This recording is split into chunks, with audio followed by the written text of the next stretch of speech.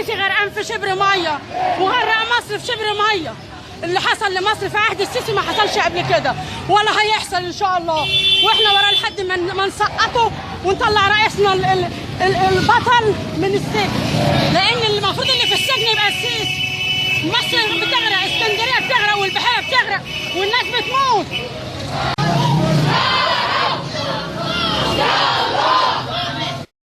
في عهد السيسي في شبر ميه.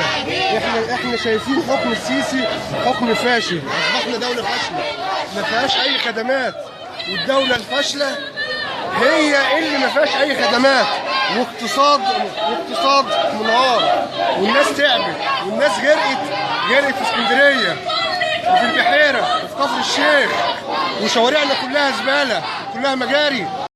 شبر الميه اللي مصر غرقت فيه دوت غرق ناس كتير، وغرق فيه شباب ماتوا غرقى في المطره اللي هم بيقولوا عليها شبر ميه.